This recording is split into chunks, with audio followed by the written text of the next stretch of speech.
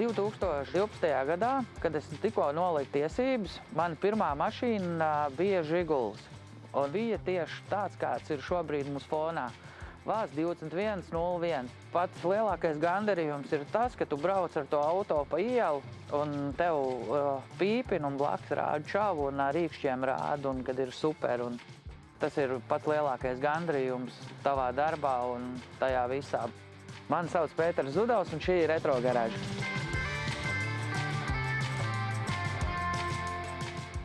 Es vēlējos sev tā kā pa piemiņu uztaisīt tādu pašu mašīnu, kāda man bija, kā pirmā mašīna. Un es skatos, un auto atradās Ādažu pusē. Un tad mēs ar kolēģi devāmies ceļojumā. Mašīnai bija saplēsti griesti, tur kaut kā vietām krāsa var nolupusi vai vēl kaut kas, bet viņi bija izcilā stāvoklī. Protams, tehnisko apskatu nevarēja iziet, jo mašīna bija stāvējusi no 2008. gada garažā, apsakta un noputējusi, bet mēs aizbraucām uz vietas.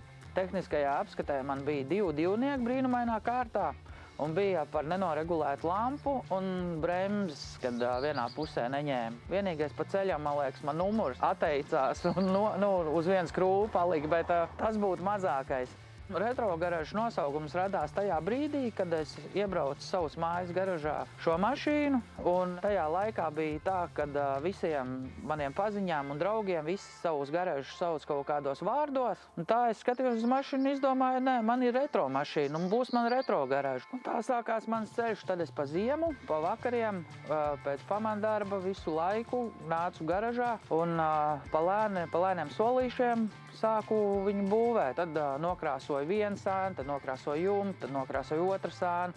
Pa detaļām, pa maziem solīšiem, un man izdevās panākt galu rezultātu. Viņai ir arī vēsturiskais status nokārtot, viņi ir pilnīgi oriģināli, izņemot krāsojums un, protams, modernās riepas. Kopš mašīna ir uztaisīta, viņa mūsu ģimenei ļoti mīļa. Un, protams, šī mašīna nav vienīgā, kas ir manā īpašumā, bet iespējams jūs redzēsiet vēl.